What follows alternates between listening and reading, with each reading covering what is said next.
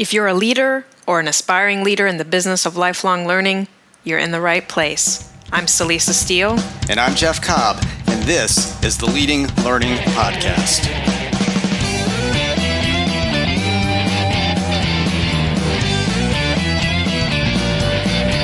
Welcome to episode 223 of the Leading Learning Podcast, where we talk with Dr. Chris Dede.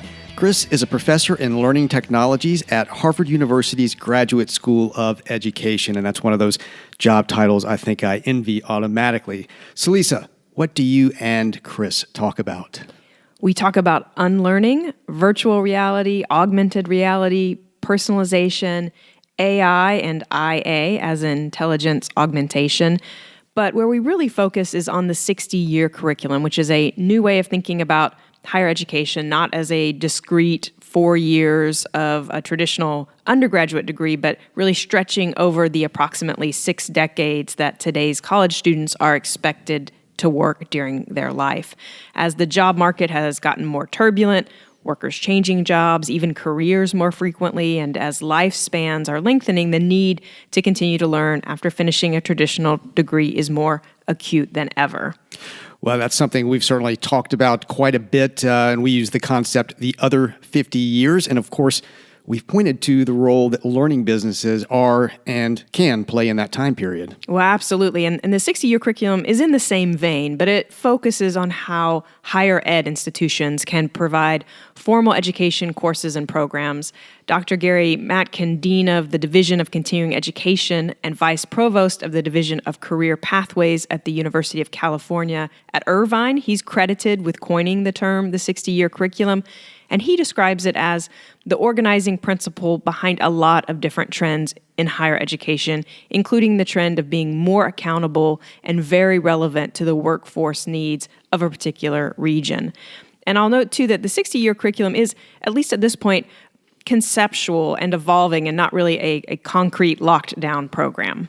Well, I do like those words, accountable and relevant, something we certainly should all be striving for as learning providers. So what reflection questions will listeners find in the show notes for this episode at, of course, leadinglearning.com/episode 223?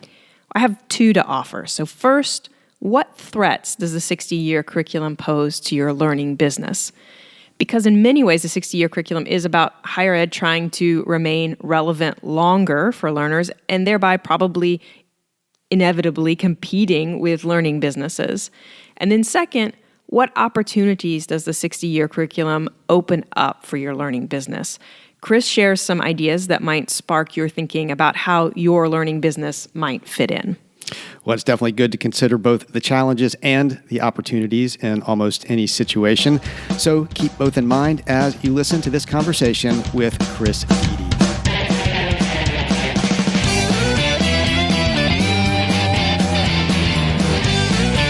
Hello and welcome to the Leading Learning Podcast. I'm Celisa Steele, and today I'm joined by Dr. Chris Dede, professor in learning technologies at Harvard University's Graduate School of Education.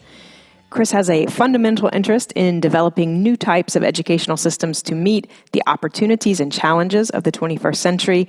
He's also a central player in an initiative centered on the 60-year curriculum, which looks to tackle head-on those learning opportunities and challenges of the 21st century. And we'll definitely be talking more about the 60-year curriculum. But right now I want to say, Chris, welcome to the Leading Learning Podcast. Thank you so much for inviting me.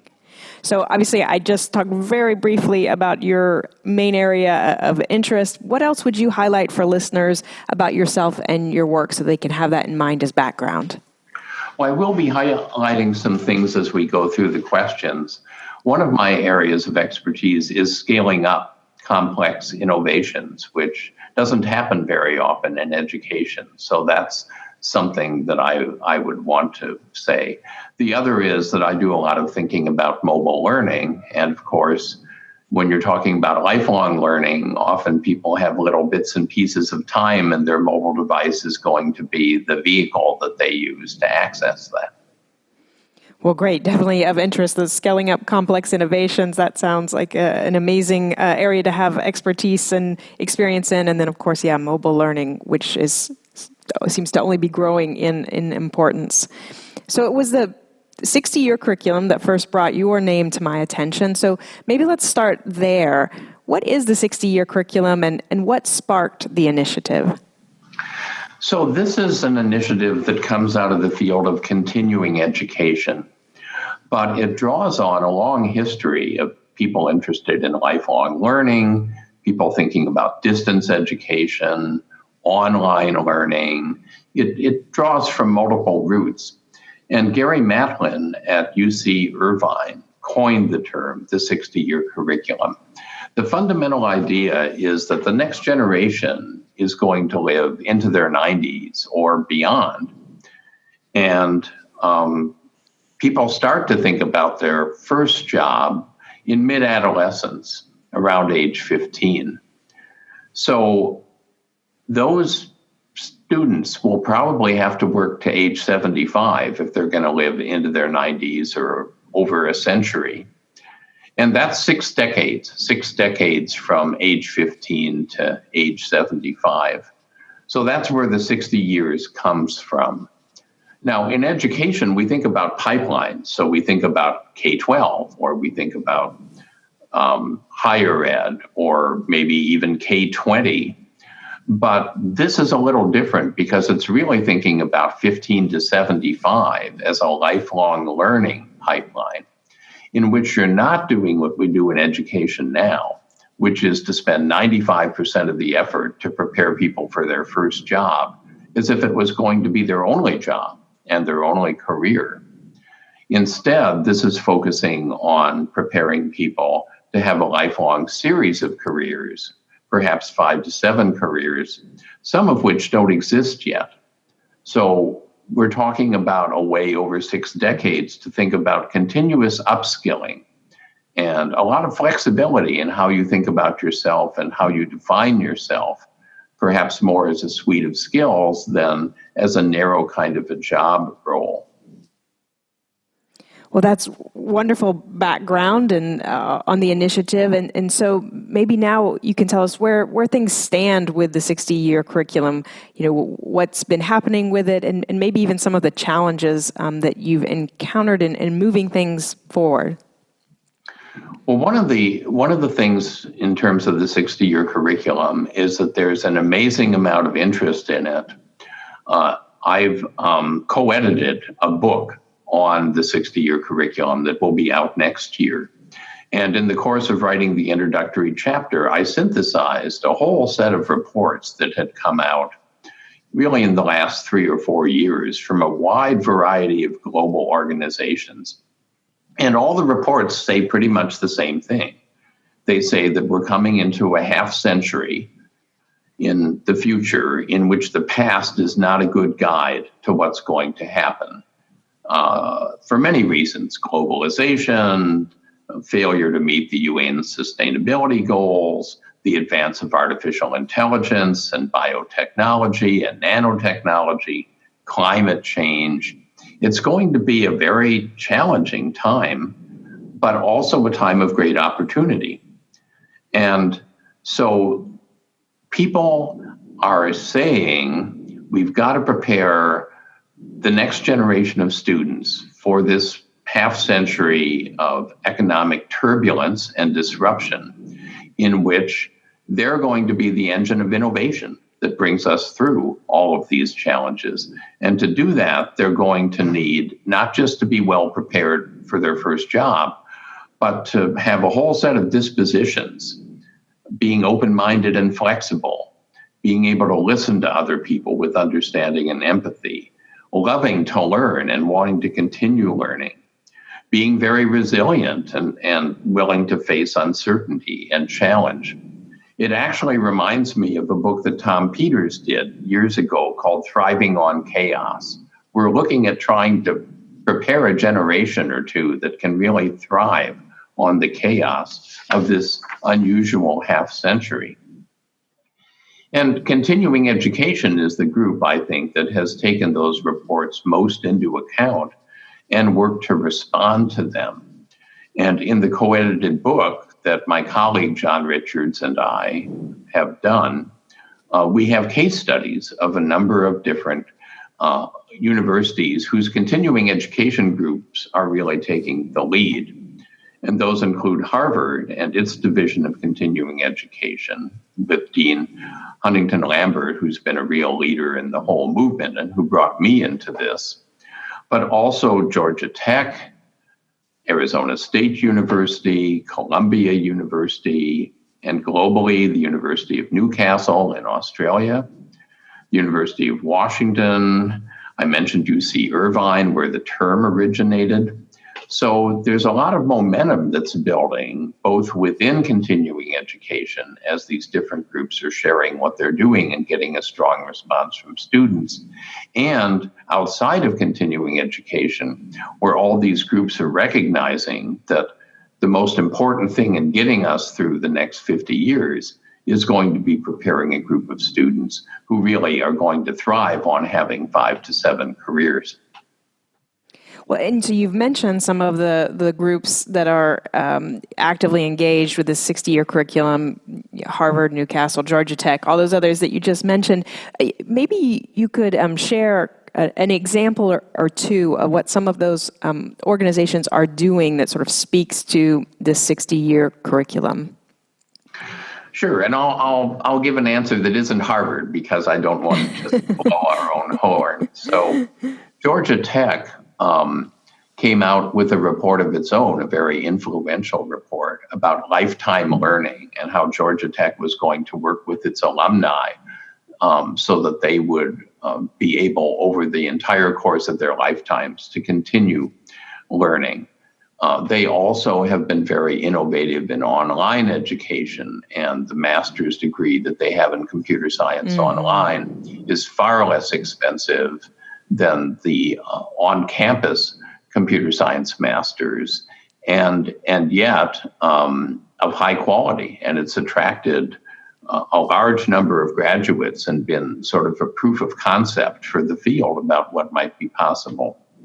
Arizona State University, which is noted for innovation in higher education in general, has reached out to major employers like Starbucks and created situations in which students, as part of their work life, can earn different kinds of certifications and degrees. And in particular, Arizona State is focusing on students who traditionally have not graduated from higher education.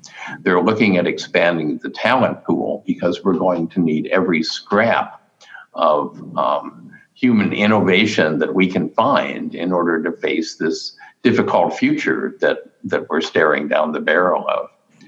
So those are just a couple examples, and the book itself will do case studies showing how each of these places is involved in this initiative.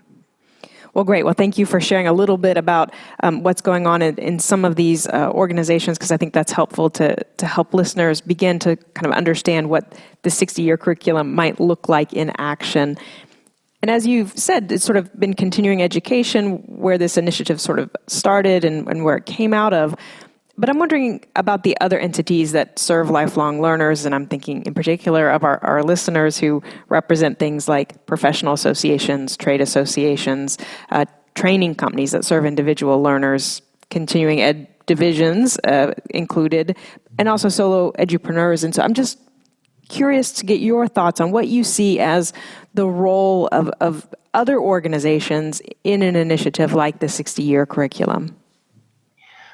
I believe that the 60-year curriculum will succeed or fail based on how well we integrate a whole variety of stakeholders beyond higher education in making this happen. Because many of the things that are important in achieving the 60-year curriculum just are not a good fit for how higher education has operated to this point. For example, higher education is used to large chunks of accomplishments being assessed, and so you get a degree or you get some kind of a major certification. But in fact, for lifelong learning, you need things that are much smaller, demonstrations of competencies for which you get some kind of warrant. And transferable so that they're widely accepted. These certificates are widely accepted by different kinds of organizations.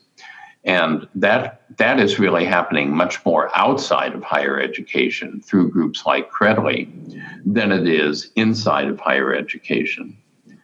Another thing that higher education hasn't done well historically is to provide sort of life coaching for students, not just coaching on, okay, here's the job you want, here's how you go about getting it, but thinking about that whole 60-year pipeline and helping somebody understand how they might evolve through a series of careers as part of that.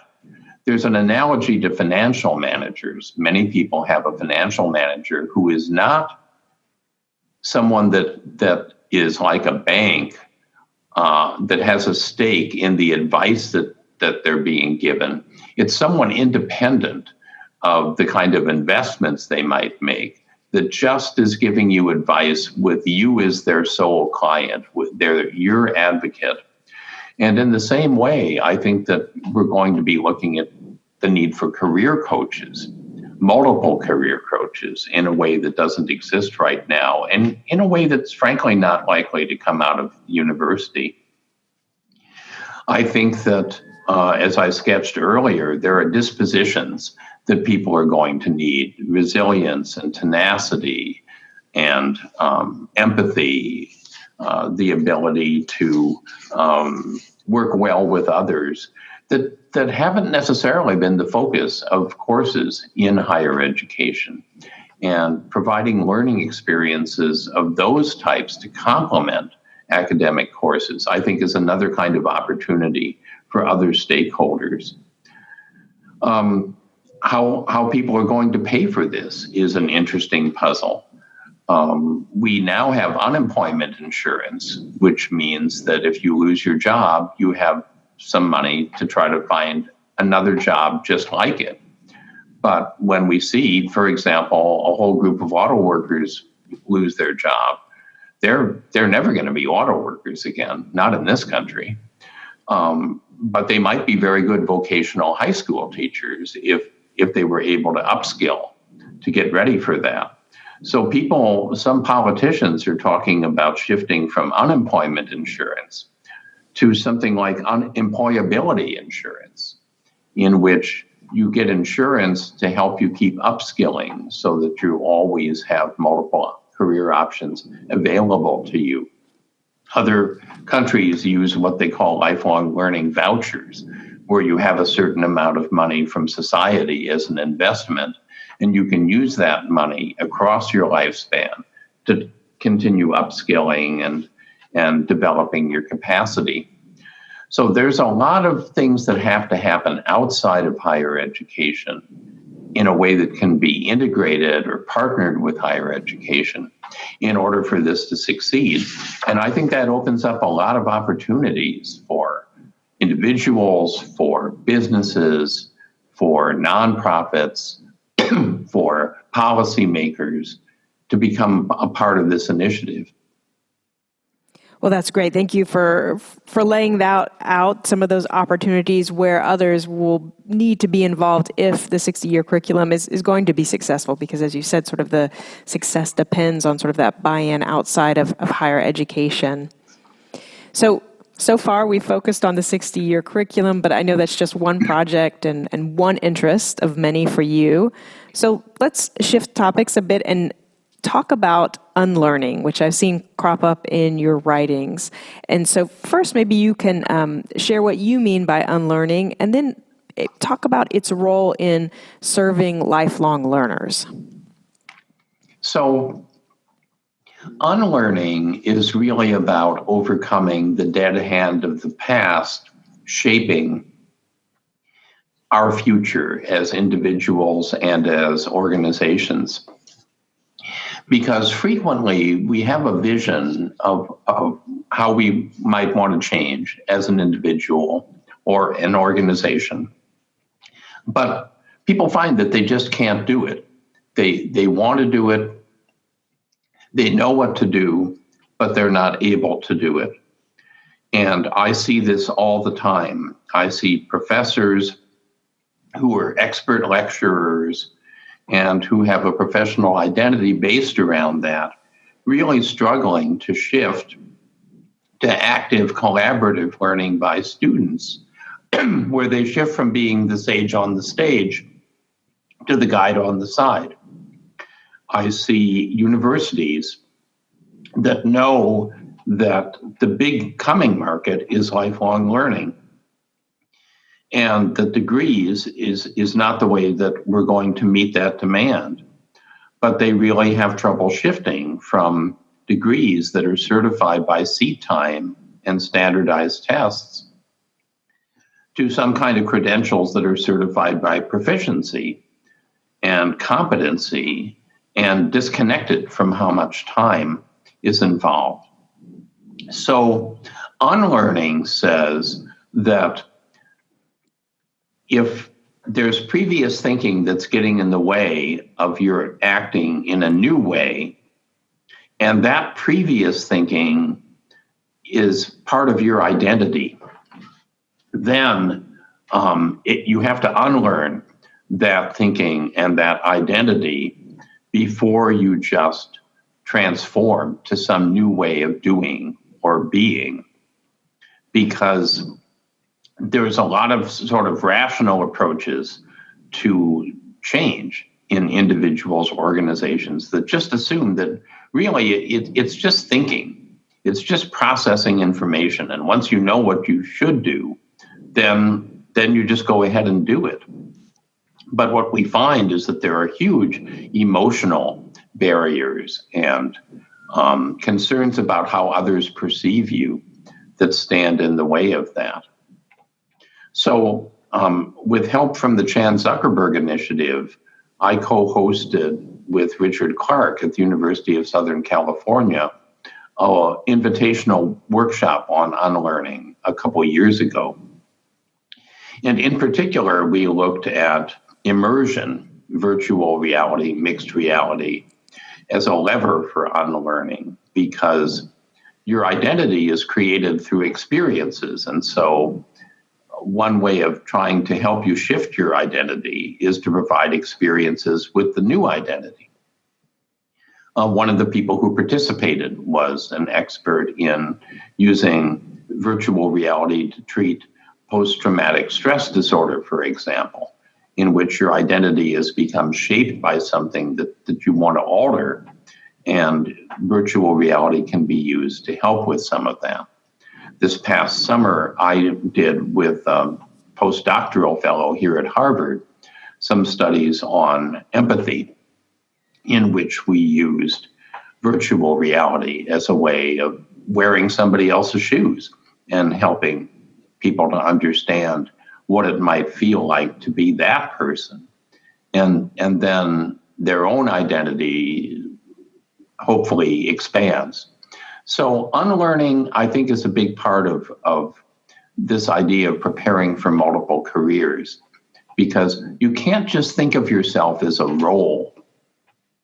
If I think of myself as a role, if I think of myself as a faculty member, then if my job disappears, I've got to go find another faculty job. But if I think of myself as a suite of skills, if I think of myself as somebody that's good at explaining complicated things to other people, that's good at mentoring people, listening carefully to them, empathizing with them, helping them to reach their goals, somebody that's had a lot of global experience and can operate effectively cross-culturally, that suite of skills suggests a much wider range of possible jobs than the narrow role. And some of the unlearning challenge, I think, is helping people to understand how to see themselves in terms of skills and define themselves that way, rather than defining themselves in a particular label of a role. Yeah, I think that's fascinating, this idea of trying to help the learner think more broadly and that thinking kind of beyond that job role. And I think it's interesting too, because when I think about some of our listeners that are supporting people in a particular profession, so they're somewhat invested in that job title, or maybe even in, somewhat invested in that more narrow definition of the learner, because they feel like they can speak, they can provide value in that area and helping with that. And so I do see the impact both for the learner, but also the organization serving the learner to kind of do some of that rethinking about what it means and who they're serving, which is fascinating. I have advisees, of course, as a professor, master's students, and they'll come to me and they'll be very troubled, and they'll say, part of me really wants to be a designer, and part of me really wants to be a researcher, and I just don't know what I should do. And I say, well, you're going to be both, and you'll probably be a few other things that neither you nor I know about. So what you need to ask is which you're going to do first as a foundation for the next thing. And employers need to think the same way. If you've got two people and one person just wants to be a designer and the other person wants to be a designer, but they also want to be a researcher, you're better off with the second person, other things being equal, because you've got somebody there that's going to grow and evolve and shift their identity in ways that can be very helpful for you. That's an excellent point. I like that idea of it's not an either or. It's going to be kind of which first and which second, or which is primary and then which ones follow on.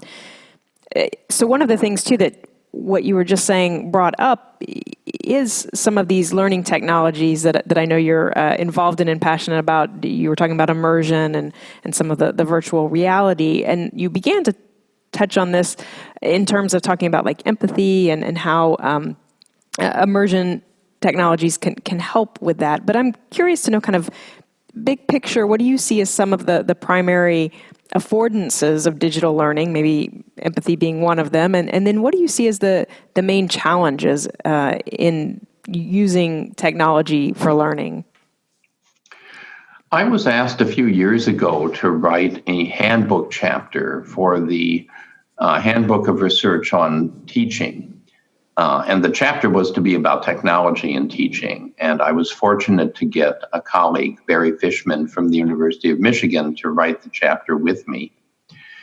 And one of the things we highlighted is that you can use technology to do things better, or you can use technology to do better things. That is, you can use technology to automate industrial era schooling, to make it faster, to make it cheaper, to make it larger, or you can use perhaps the same technologies in a different way to prepare students for something like a half century in which the future is going to be very different than the past. And we're developing all the things that we've talked about with the 60-year curriculum. And I think we're moving into a time where the right investments with technology and the right ways to make money off of technology involve doing things better doing better things rather than doing things better. Because automating what we have is sort of solving the wrong problem. We see this a lot with artificial intelligence. One of the big themes in the reports that was described was how artificial intelligence is going to be taking over parts of jobs. There's relatively few jobs that will be done completely by AI, but there's a lot of jobs in which AI will take up part of the role, and therefore fewer people will be required to do the same amount of work, a shift in the division of labor, like John Henry and the steam engine. But you can also look at AI as a means of doing what's called intelligence augmentation, where the person and the machine working together, the tool does the simpler parts of the job, but then the person, if they're creative, if they have initiative, if they're flexible in their thinking, the person can do whole new things that have never been part of that job before because they have the AI as a partner. And that's where the opportunity comes from in the future. That's the upside of the 60-year curriculum. is using this artificial intelligence not to replace human thinking, but to complement human thinking. So in the chapter, we talk about different technologies that we think are going to be particularly important in the future. One of those is collaboration tools, because solving these huge challenges in the future is going to involve teams of people with different backgrounds and skills. One of them is online and blended educational environments, because reaching across distance and time is very important in terms of lifelong learning. Tools that support learners as makers and creators, tools that build design skills of different kinds, like maker spaces, are really going to be important. I talked about immersive interfaces earlier. VR is a way to help people develop empathy or to unlearn different types of things. Much of my own research centers on ways of using virtual, mixed, and augmented realities. And I co-edited a book on that topic a couple of years ago. And then finally, personalization through technology is a really important theme. Too much of education is one size fits all, and you get the people in the middle, but you lose everyone around the edges. And there's a recent book that I co-edited is about something called learning engineering, but really what it is it's engineering learning. So using the streams of data that come out of our online learning environments to personalize, to understand the unique things about each learner, and then craft their learning environment accordingly. And there's exciting things beginning to happen on the frontier of learning engineering. So far from it being a time when we kind of know what to do with educational technology and all of the tools are mature, it's a time of incredible opportunities for innovation with artificial intelligence, collaboration tools, learning engineering and online learning, maker spaces and different kinds of design creation things, virtual reality and simulations. My students and I just have a wonderful time thinking about all the ways to realize these visions. Well, and so you've just pointed out that now is a time that's very ripe for innovation given where we are. And so I'm curious, when you think kind of big picture about what's on the horizon for learning and learning technologies in the near future, I'm thinking 5 years out or so, what most excites you? And maybe it's something you've already touched on, or maybe it's something we haven't yet had the chance to discuss. I think that the personalization through learning engineering really excites me.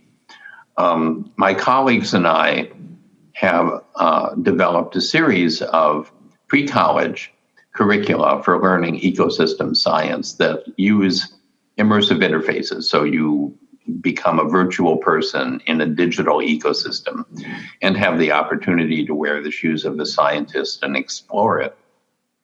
And one of my doctoral students, Joe Riley, is now doing his dissertation on taking the streams of data that come out of that curriculum and finding ways to diagnostically track where each student is as they interact with the world, and then what kinds of supports they need to help them get to the next point.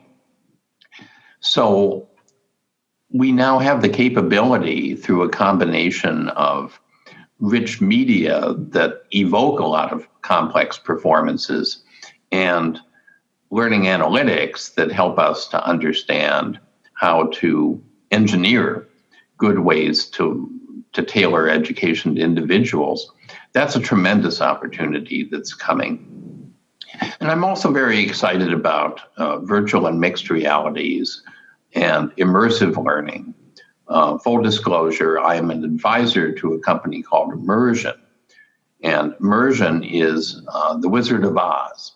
You're interacting with digital people, but the digital people are played by a puppeteer behind the scenes in the same way that the Wizard of Oz has a man behind the screens portraying the wizard. And there's an enormous number of very interesting things that can happen when you have a skilled human being creating an experience where someone's interacting with students or interacting with employees or interacting with customers in terms of crafting their learning. So immersive learning and engineering learning to personalization are two big themes that I talk a lot about with my students. Well, great. Those both sound like very important areas where continued breakthroughs will really improve the quality of learning that's happening. And so with that, I'm going to switch to our next to last question. It's one we ask of all guests on the Leading Learning podcast, and it focuses on your own learning. And the question is, what is one of the most powerful learning experiences you've been involved in as an adult since finishing up your formal education? I would say, and this is going to sound a little strange, I would say that teaching has been one of my most powerful methods of learning that I've been teaching now for more than 4 decades in different kinds of university settings.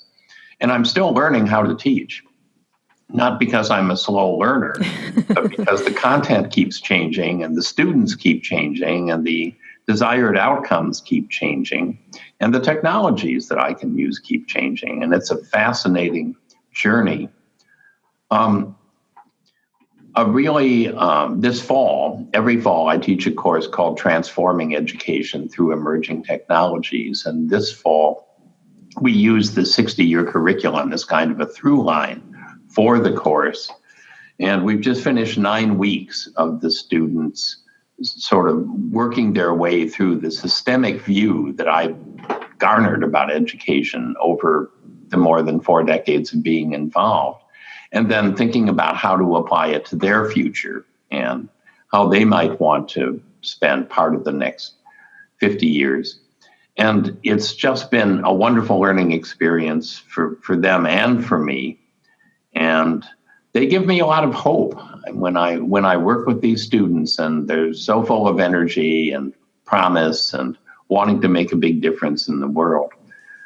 I'm a little daunted when I read the reports about the challenges that are coming, but then I feel optimistic when I work with my students and I see all of the capability and energy and commitment that they're bringing to this. Well, I know that, answering what have you learned most from to say teaching does perhaps sound oxymoronic, but, we know too that people say if you want to learn something, teach it, because you Absolutely really got to do that. Well, thank you for sharing that, and thank you for sharing all of your thoughts and ideas today, Chris. And so final question, if listeners want to learn more about you and your work or connect with you, where would you have them go? Well, I'm blessed with having a relatively unusual name. There aren't a lot of Chris Dedes floating around. And so if you type that into a search engine, most of what comes up is about me, at least for a while. There are different videos of talks that I've done that are on the web. I've written a number of reports that are posted on the web. We have websites for our research projects here at Harvard, and those have links to articles, research articles, and more public-oriented articles about the work.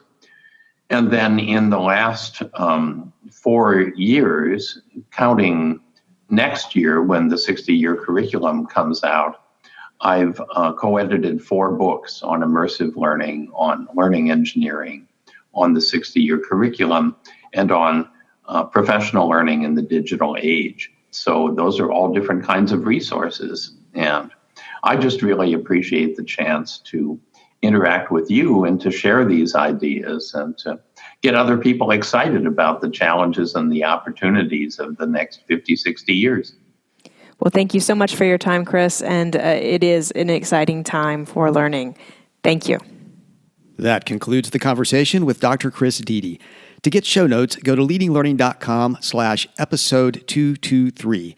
And the show notes will include the reflection questions, which again are, what threats does the 60-year curriculum pose to your learning business? And what opportunities does the 60-year curriculum open up for your learning business? When you check out the show notes, you will see various options for subscribing to the podcast. And if you're getting value out of what you hear, Jeff and I would be truly grateful if you would subscribe, as it helps us to get some data on the impact of what we're doing. We'd also be grateful if you take just a minute to give us a rating on Apple Podcast. Just go to leadinglearning.com/Apple, and that'll put you in the right place. Celisa and I personally appreciate your rating and review, and those reviews and ratings really help the podcast to show up when people search for content on leading a learning business. Finally, consider following us and sharing the good word about Leading Learning. You can find us on Twitter by going to leadinglearning.com/Twitter, on Facebook at leadinglearning.com/Facebook, and on LinkedIn at leadinglearning.com/LinkedIn. We also encourage you to use the hashtag Leading Learning on any of those channels. However you do it, wherever you do it, please follow us and please help spread the word about Leading Learning. Thanks again, and we'll see you next time on the Leading Learning Podcast.